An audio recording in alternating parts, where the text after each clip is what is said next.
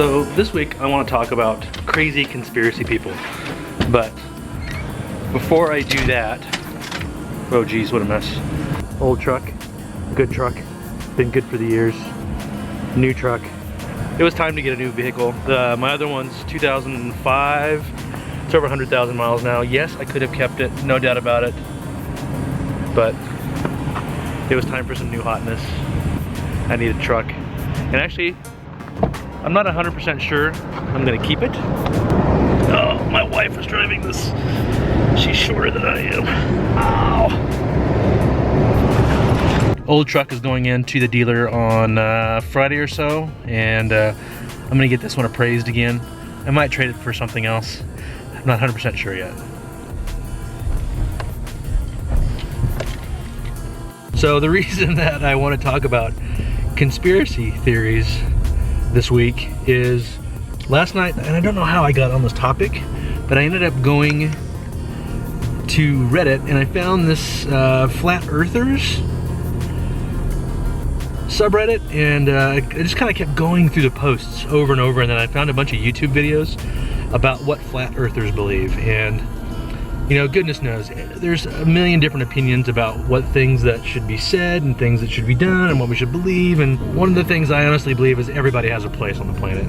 But that doesn't mean that we shouldn't make fun of people who are crazy. Okay, maybe crazy isn't the right word.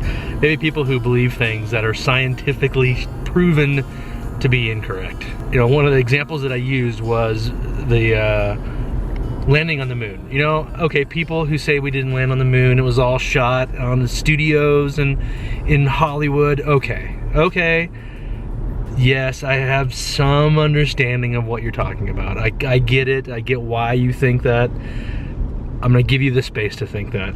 But Flat Earthers? What? Why? How could you possibly believe, under any circumstance, that the earth is flat when you in fact can go in one direction, non-stop in a plane, and end up back where you are, or where you started? I've traveled around the world. I'm pretty sure it's round. One of the things I'd like to get from you guys, and this is I would really like to try and get a little bit more interaction in the comments, and just talk to people a little bit more through comments or on Twitter. Follow me on Twitter if you haven't already. And what are your crazy conspiracy theories that you've heard that you think are just nutso? And I'm curious what other people have heard that they have an opinion about. So anyway, we'll do a few more, and then we've got some other stuff going on later this week. But I wanted to start off with that, so there you go. In an effort to prove these flat worlders wrong, I'm gonna break out the drone.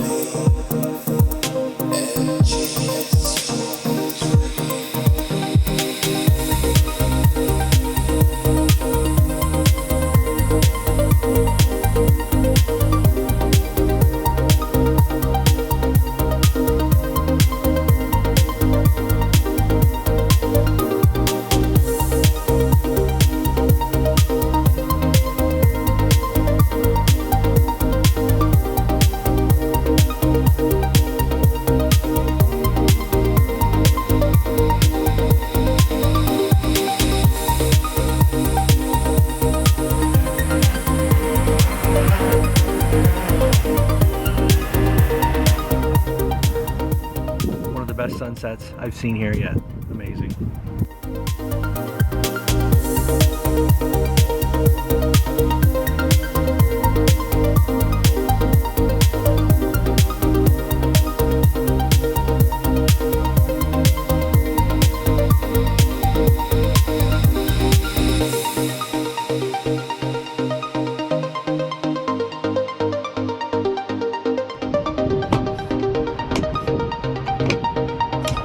That's it. That was a pretty good flight.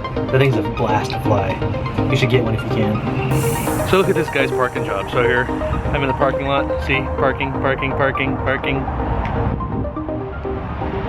Some people, I don't know. Anyway, I watched some of the video back last night from yesterday, and I realized I still haven't fixed the windscreen on this yet. So you can buy little windscreens for it so they don't sound so blowy like this. I forgot to do that, so I'm gonna head to Staples. I figured out little bits and pieces I need, because I could buy one of these online for like 20 bucks, but why would I do that when I can make one on my own? So yeah, I'm gonna go buy the parts and I'm gonna make one all by myself. I'm a big boy now. So I've already got the fake fur stuff, which is all you kind of really need to get the little muffler going on there, but now what I need is some Velcro and thin Velcro and some other stuff.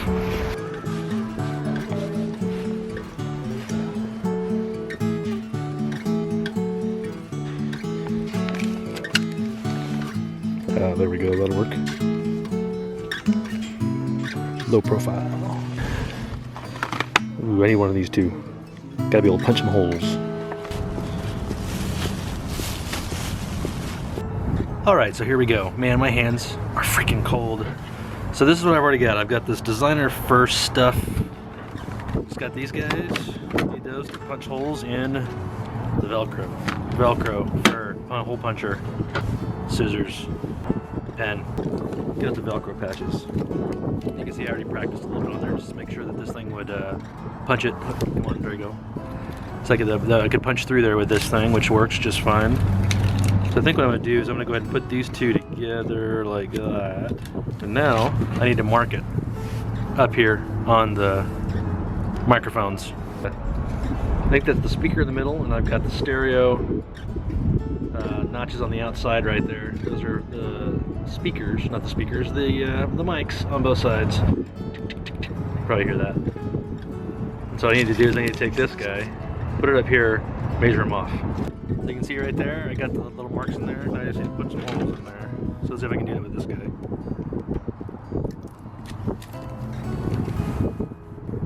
POS. I broke another one. I tried this, broke it, went back and got another one, broke again. Gotta find something else. Much better. So you may be wondering why I've got a 3-hole punch in my truck. Because you never know when you might need a 3-hole punch. And this, I picked the wrong one. I did the wrong one, so we're gonna measure it again.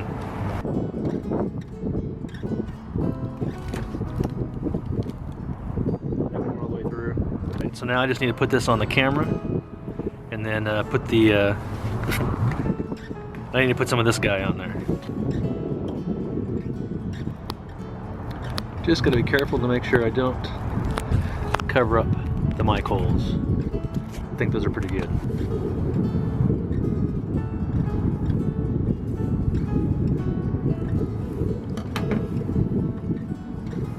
There you go, nice and fuzzy. Fuzzy wuzzy, wasn't fuzzy wuzzy. Alright, there we go. I got a little hat for my camera. Now for a quick test on how it works. Here it is with it off. See how it sounds? And here it is with it back on again. Hopefully that sounds a lot better. It looks a little bit funny, but nah, you know, it's better than hearing a bunch of breezy stuff on the camera. But one of the things I wanted to finish this vlog off with was there was a comment in the last vlog from Fabe, Ironstone Mine, and he asked, you know, real innocently and very straightforward, hey, is this being inspired by Casey Neistat? And I wanted to be really super upfront about that, just in case, God forbid, this ever actually made it to Casey Neistat or anybody else that do these kind of vlogs.